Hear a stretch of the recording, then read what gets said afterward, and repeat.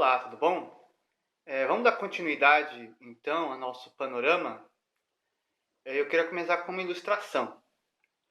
Então, imagina que você chega na sua casa e você encontra um bolo de chocolate em cima da mesa. E você se pergunta, de onde surgiu esse bolo de chocolate? Então, vem alguém e pode te explicar dessa maneira. Ele pode ter essa teoria. Então, ele fala que tinha um caminhão de entrega ando passando bem na rua e ele foi se desviar de um rapaz numa bicicleta. Ele deu uma freada muito brusca.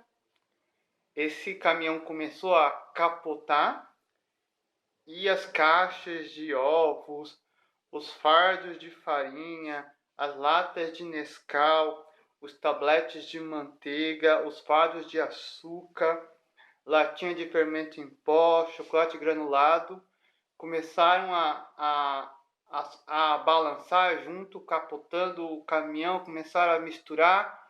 De repente o caminhão explode, pegou fogo, os bombeiros foram, apagaram e quando abriram a caçamba do caminhão, tinha ali um bolo de chocolate. E aí esse bolo de chocolate alguém pegou e pôs ali em cima da mesa. Que história incrível! E eu digo, será que tem lógica uma coisa dessa? Será que um bolo de chocolate teria surgido assim? Ou seria mais fácil eu acreditar se alguém dissesse que alguém que sabe fazer bolo pegou todos esses ingredientes, ovo, farinha, o Nescau, a manteiga, o açúcar, o fermento em pó, misturou cada ingrediente na medida certa, pôs numa forma, colocou num forno a uma temperatura mais ou menos de 250 graus e depois de um certo tempo tirou do forno e tá lá o bolo de chocolate. Então é muito mais lógico acreditar nessa história. Lógico que um bolo de chocolate não ia surgir de um caminhão capotando, misturando aquele monte de ingrediente que explodiu, pegou fogo e com o calor daquele fogo assou o bolo e apareceu um bolo lá. Quem vai acreditar nisso? Gênesis, o primeiro livro da Bíblia, começa com uma frase muito interessante. Moisés começa escrevendo o seu primeiro livro, no capítulo 1 de Gênesis, versículo 1, fala: no princípio criou Deus os céus e a terra. Por mais que haja várias teorias de como o mundo foi criado, como o homem foi criado, a gente pode ir desde os tempos antigos, onde tinha as mitologias, então tinha as histórias dos deuses, então os deuses brigando entre si e dessa briga surgiu os homens, ou que aconteceu alguma coisa, um deus de repente morreu e dessa morte surgiu um rio, surgiu alguma coisa. E chegando até hoje, quando a ciência tenta explicar de uma forma racional e mais científica, sem recorrer a um ser que ninguém consegue ver, nem consegue provar a sua existência, e tentam ali criar seus métodos. E uma das teorias mais aceitas de como o mundo surgiu foi justamente através de uma explosão. Então aconteceu uma grande explosão, foi o Big Bang, e surgiu o universo e veio um monte de poeira cósmica e aquilo ali foi criando os planetas, foi criando as estrelas, até que vai surgir a Terra, e a Terra ali vai se adaptando, vai se ajeitando, até que ele fique numa posição favorável, e aí pode existir ar, pode existir coisa. Aí o mundo estava numa temperatura muito quente, só que aí depois ele foi esfriando, e aí possibilitou ter vida, até que vai surgir um primeiro ser vivo, e esse ser vivo vai dar origem a outros seres, e assim surgiu a humanidade. Mas é mais lógico eu crer na narrativa que Moisés fala, né? No princípio criou Deus os céus e a terra. Se a gente for para Hebreus 11, versículo 3, o autor de Hebreus vai falar o seguinte. Hebreus 11, versículo 3. Pela fé, entendemos que foi o universo formado pela palavra de Deus, de maneira que o visível veio a existir das coisas que não aparecem. Então, o autor de Hebreus fala que pela fé nós entendemos. Então, nós conseguimos entender que tudo foi criado pela palavra de Deus. Então, Deus, como a gente vê na narrativa de Gênesis, que a gente vai ver, através da palavra, Deus criou tudo que existe. E quando a gente olha para as coisas criadas, a gente consegue ver que ali teve realmente a mão de alguém muito poderoso, a mão de um grande arquiteto, alguém que planejou cuidadosamente cada coisa e fez. É o que Paulo vai falar lá para os Romanos, em capítulo 1.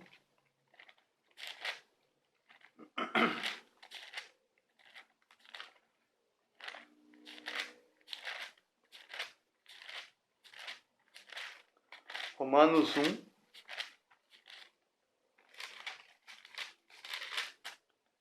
versículo 20. Ele fala, Romanos 1, 20. Porque os atributos invisíveis de Deus, assim o seu eterno poder, como também a sua própria divindade, claramente se reconhecem desde o princípio do mundo, sendo percebidos por meio das coisas que foram criadas. Tais homens são, por isso, indesculpáveis. Então, Paulo está falando que a gente consegue ver Deus, consegue conhecer Deus através das coisas criadas. Então, cada coisa criada tem a assinatura de um Deus Todo-Poderoso. Moisés começou a escrever o Pentateuco, o Gênesis, durante a peregrinação no deserto, depois que o povo saiu do Egito. E o povo ficou aproximadamente 400 anos ali como escravo. Isso sem contar os tempos que eles passaram ali quando José estava vivo ainda. Então foi um período ali de uns 30 a 40 anos. Então, no total foram 440 anos, mais ou menos. E eles foram muito influenciados pelos egípcios.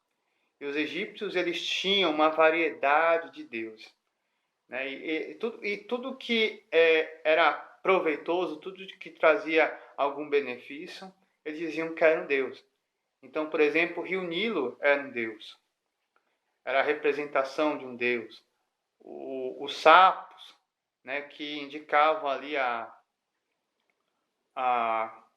quando as margens dos rios, a margem do rio ali ficavam férteis, né, e os sapos então indicavam que a fertilidade, né, do lugar. Então, os sapos eram adorados, os animais eram adorados. Então, eles adoravam muito a vaca, o boi, e adoravam assim a própria faraó era uma divindade. E eles acreditavam que esse panteão de deuses ali que fez tudo aquilo, criou o Egito, fez tudo aquilo. E com o passar do tempo, os povos perdeu as histórias, né, que foram contadas para aquelas pessoas que ouviram, né? A tradição oral foi passada adiante. E muitas pessoas começaram a esquecer esse Deus. E começaram a crer que realmente existia. A gente vai ver na história também que o próprio povo ainda tinha esses deuses, né? Que a gente vai ver lá no deserto, quando o povo está lá aos pés do monte, Moisés, eles vão construir um bezerro, A gente vai ver mais para frente também o Jeroboão, o rei, ele vai construir os bezerros e o povo ainda tinha essa questão. Então Moisés, iniciando então a sua narrativa, começando ali a escrever a história, então como é que tudo aconteceu, como é que tudo surgiu, ele vai relatando, né? Ele vai relatando o seguinte, que Deus criou. Né? Vamos abrir em Gênesis capítulo 1. Então, Gênesis capítulo 1 começa assim. Então, no princípio, criou Deus os céus e a terra. A terra, porém, estava sem forma e vazia. Havia trevas sobre a face do abismo, e o Espírito de Deus pairava por sobre as águas. Então ele já começa indicando que antes de tudo, antes de qualquer coisa, Deus já existia. Deus já estava ali presente. O Deus Todo-Poderoso. E ele então, ele que deu origem, ele que criou todas as coisas. E ele criou e depois ele foi organizando essa criação. Ele foi colocando cada coisa no seu lugar. Então havia um caos e ele botou em ordem, ele organizou esse caos. E como é que ele começou a fazer isso? A gente vê nesse relato dos 6 dias da criação, como ele foi feito. A gente pode ver um padrão nesses 6 dias. Por exemplo, se a gente pegar o primeiro, o segundo e o terceiro dia, Deus vai fazer o seguinte. Então, no primeiro dia ele cria a luz, ele vê que a luz é boa, e ele faz separação entre a luz e as trevas. A luz ele chama de dia e as trevas vai chamar noite.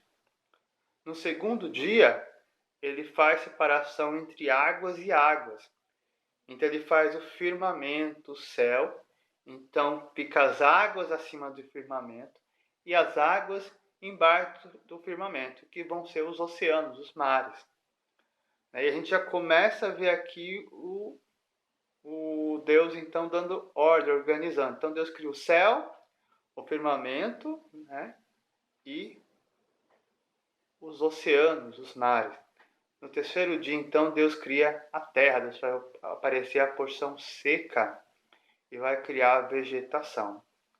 Então, nos primeiros 3 dias, ele cria o dia e a noite. Ele cria o firmamento e os oceanos. Então, ele delimita ali os oceanos. E então, ele faz aparecer a porção seca. Ele cria a terra e os vegetais.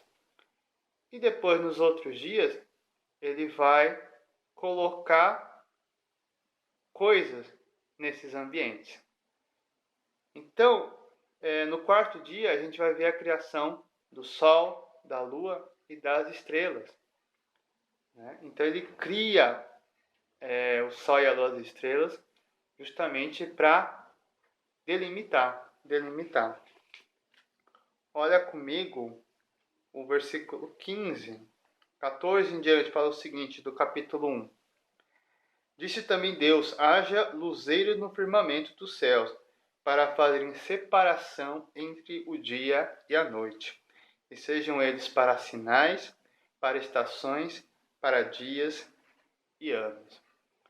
Então, para fazer essa separação, para organizar, ele fez o sol, a lua e as estrelas. E isso ia ser a base, realmente. O nosso calendário, era baseado justamente nisso. Eles contavam as horas através do sol, eles contavam os meses através da lua. E as estações do ano eram delimitadas ali por essa troca aí entre o sol e a lua, então dia e noite. No segundo dia a gente viu que ele criou então o céu e fez essa separação. Ele criou os oceanos e fez. E no quinto dia o que ele vai fazer? No versículo 20, disse também Deus, povoem-se as águas de enxames de seres viventes, e voem as aves sobre a terra, sob o firmamento dos céus. Então ele vai criar os animais marinhos e vai criar as aves, os pássaros, justamente para ocupar agora esse espaço que ele criou. e depois ele cria a terra e a vegetação, as plantas. E aí então ele vai criar os grandes animais, né? Versículo 24, disse também Deus: produza a terra seres viventes conforme a sua espécie, animais domésticos, répteis e animais selváticos segundo a sua espécie. E assim se fez. Então, depois de Deus ter criado tudo isso, ter organizado, ter posto cada coisa no seu lugar, e ele viu ali que estava tudo bom, né? Tudo que Deus criou foi perfeito, então tudo funcionava. O que Deus fez? Deus vai criar agora o ser humano. Então observe comigo no versículo 26. Também disse Deus: façamos o homem à nossa imagem, conforme a nossa semelhança. Tenha ele domínio sobre os peixes do mar, sobre as aves dos céus, sobre os animais domésticos, sobre a terra e sobre todos os répteis que rastejam sobre a terra. Criou Deus, pois, o homem à sua imagem.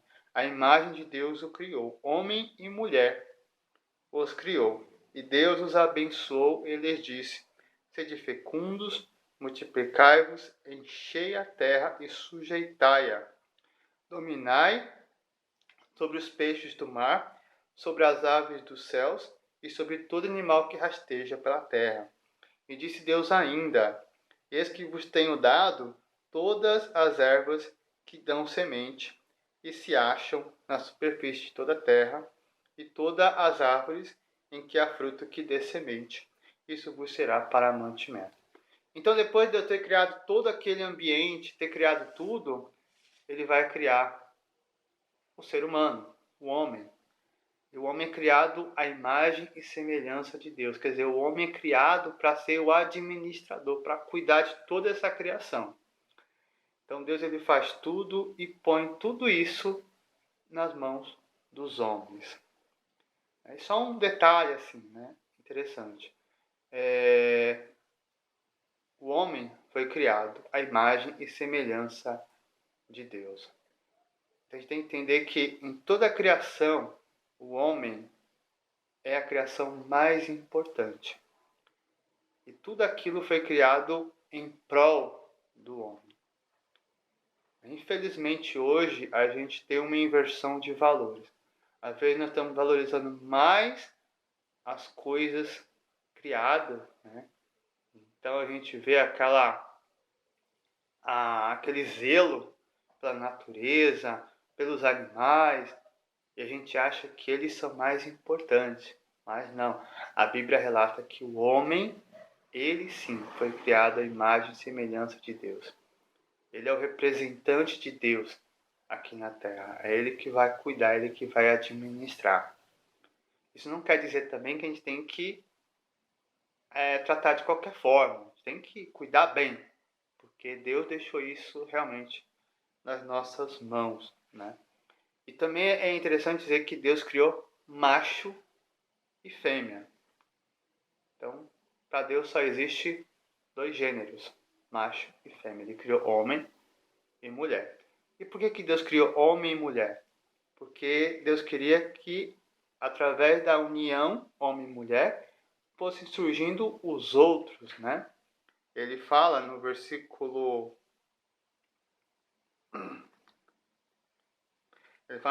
28, e Deus os abençoou, ele lhes disse: sede fecundos, multiplicai-vos, enchei a terra e sujeitai. Então, através do homem e da mulher, Deus ia povoar a terra. Né? Então, depois do sexto dia, quando Deus cria os animais, cria o homem, aí vem o sétimo dia, que Deus vai abençoar e santificar, porque nesse dia ele finalizou a sua grande obra, a sua criação. E mais tarde a gente vai ver que esse dia se tornou um dia sagrado, um dia de descanso, né? Um dia que o povo ia finalizar suas tarefas e nesse dia eles iriam descansar. Seria um dia santo, um dia dedicado ao Senhor, né? Que seria o sábado. Justamente o sábado, o nome sábado, vem de uma palavra em hebraica, o Shabá, que quer dizer descanso. Então, em Gênesis 1, nós temos então a descrição de uma forma geral de como foi criado tudo, né? E inclusive o homem. No capítulo 2 de Gênesis, Deus vai começar a explicar, Moisés vai começar a explicar mais detalhadamente como foi a criação do homem e da mulher. Né? Então, no capítulo 2, versículo 4, ele vai falar o seguinte: esta é a gênese dos céus e da terra, quando foram criados, quando o Senhor Deus os criou. Não havia ainda nenhuma planta do campo na terra, pois ainda nenhuma erva do campo havia brotado, porque o Senhor Deus não fizera chover sobre a terra. E também não havia homem para lavrar o solo, mas uma neblina subia da terra e regava toda a superfície do solo. Então formou o Senhor Deus ao homem do pó da terra, ele soprou nas narinas o fôlego de vida e o homem passou a ser alma vivente. Então aqui tem uma explicação mais detalhada da criação do homem e da mulher. Então Deus criou tudo e agora precisava de alguém para cuidar, para administrar, para plantar, para cuidar da terra. Então o que ele faz? Ele vai fazer um boneco, né, de barro, então do pó da terra, e ele vai soprar o fôlego de vida e o homem vai passar a ser alma vivente. E o homem foi criado justamente para isso, para cuidar, para administrar, para dominar sobre tudo isso. Né? Se a gente olhar no versículo 19, ele fala: havendo, pois, o Senhor Deus formado da terra todos os animais do campo e todas as aves dos céus, trouxe-os ao homem para ver como ele lhe chamaria. E o nome que o homem desse para os seres viventes, esse seria o nome dele. Então o homem foi criado com esse propósito. Ele seria o administrador, ele iria cuidar, ele iria tomar conta de tudo isso. Mas aí Deus percebeu uma coisa, ele viu algo que não era bom. Ele viu algo que ainda não estava batendo, estava faltando alguma coisa. Né? Então, capítulo 2, versículo 18, ele fala o seguinte: disse mais o Senhor Deus: não é bom que o homem esteja só. Farei uma auxiliadora que lhe seja idônea. Então, se a gente voltar um pouquinho lá no capítulo 1, vai ver que Deus, quando ele foi criando tudo, ele foi olhando, admirando, vendo que era bom. Então, ele viu, era bom, era bom. Aqui ele vê algo que não era bom.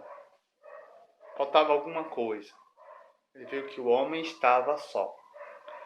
Então o homem precisava de alguém. O homem precisava de algo que o completasse. Para que ele pudesse realmente alcançar o êxito. Alcançar o que Deus queria. E voltando ao que eu falei antes, né, o homem, justamente para que eles fossem fecundos e houvesse frutos, né, eles continuassem, o homem sozinho não daria conta disso, não tem como. Então ele vai criar a mulher, seria uma auxiliadora idônea. E a gente começa a ver aqui também que Deus ele criou homem e mulher de maneira igual.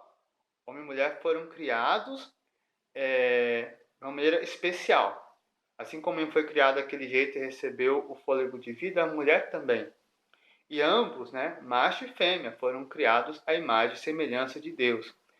Então não existe esse negócio de superioridade do homem e da mulher. Na Bíblia isso não é ensinado.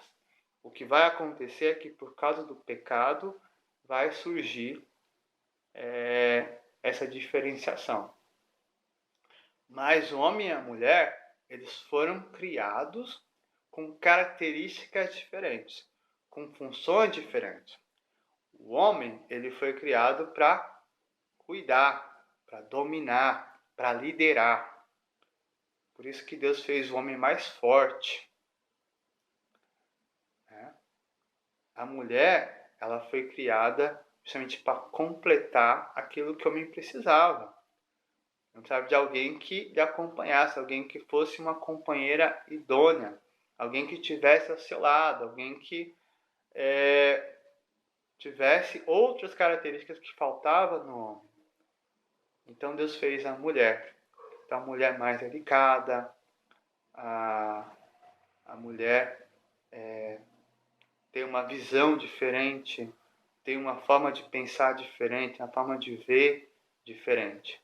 Então ele vai criar a mulher para justamente essas diferenças que nós temos, homem e mulher, vão nos completar, vão ser essenciais para que a gente possa realmente alcançar o objetivo que Deus estabeleceu. E com isso, Deus vai instituir o casamento. Então observe o versículo 21. Então o Senhor Deus fez cair pesado sono sobre o homem, e este adormeceu. Tomou uma das suas costelas e fechou o lugar com carne. E a costela que o Senhor Deus tomara ao homem, transformou-a numa mulher, e lhe a trouxe. E disse o homem: Esta, afinal, é osso dos meus ossos, e carne da minha carne. Chamar-se-á varoa, porquanto do varão foi tomada. Por isso, deixa o homem pai e mãe, e se une à sua mulher, tornando-se os dois uma só carne. Ora, um e outro, homem e sua mulher, estavam nus e não se envergonhavam. Então a gente vê aqui, em Gênesis, a instituição do casamento. E novamente, entendendo a palavra de Deus, a Bíblia, o casamento foi uma instituição criada por Deus. Não foi uma invenção do homem, não foi uma invenção da sociedade. Deus instituiu o casamento. Isso vai ser confirmado mais tarde por Jesus. Em Mateus 19, quando ele é questionado em relação ao tema do divórcio, ele fala, vamos voltar lá para o princípio. Deus criou, Deus estabeleceu homem e mulher. Então nessa união nós temos o quê? É homem e mulher. Então cada um vai ter o seu cônjuge. Então um homem para uma mulher para um homem. E eles vão se tornar uma só carne. Então vai ser uma coisa só. E ali Jesus completa: o que Deus uniu, não separe o homem. Então o casamento foi criado para ser indissolúvel. O casamento foi criado para ser para sempre, eterno, até que a morte os separe. E no casamento, homem e mulher se completam. Ali as diferenças que Deus estabeleceu, as funções, vão ser usadas para um objetivo comum. E ali então eles vão se tornar uma família. E através dessa família vão surgir outras famílias. Porque através dessa união eles vão cumprir o que Deus estabeleceu lá no capítulo 1, versículo 28. Eles vão ser fecundos e multiplicar e encher a terra. E o homem e mulher, eles viviam numa harmonia. Eles viviam ali no jardim que Deus estabeleceu, ali o jardim do Éden, e eles viviam em harmonia. Então o texto finalzinho aqui fala que, ora, um e outro, o homem e sua mulher, estavam nus e não se envergonhavam. Quer dizer, não existia malícia. Eles eram inocentes, eles não tinham esse conhecimento. Então eles viviam bem, eles viviam felizes, alegres ali, vivendo juntos, tendo a presença de Deus ali, vivendo ali no jardim, Então Deus, ele também vai, quando ele cria o homem e a mulher, ele vai colocar eles num jardim. Então Deus, ele faz um lugar especial ali, um Éden, Uma palavra que quer dizer lugar de delícias, paraíso, e ali ele coloca o homem, Versículo 8 do capítulo 2 fala o seguinte: E plantou o Senhor Deus um jardim no Éden, na direção do Oriente, e pôs nele o homem que havia formado. Do solo fez o Senhor Deus brotar toda sorte de árvores agradáveis à vista e boas para alimento, e também a árvore da vida, no meio do jardim e a árvore do conhecimento do bem e do mal.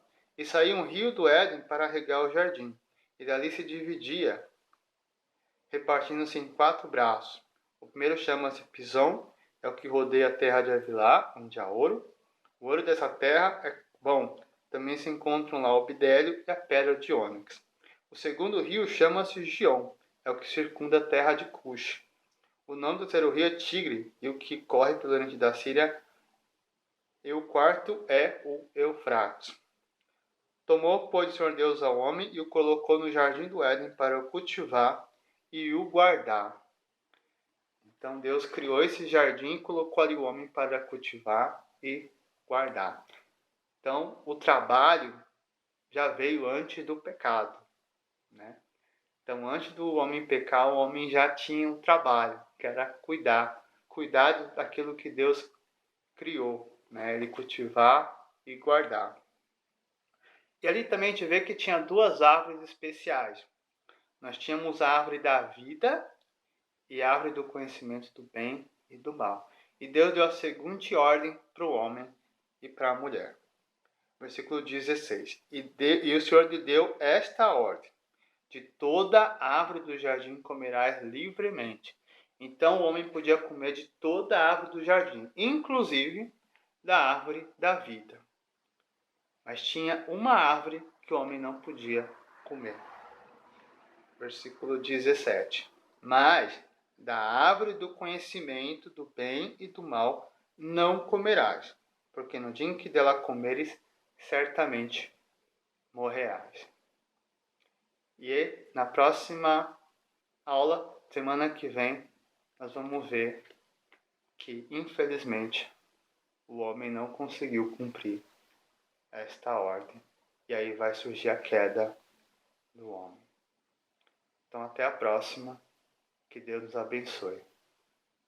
E se você gostou desse vídeo, curta e compartilha. Amém.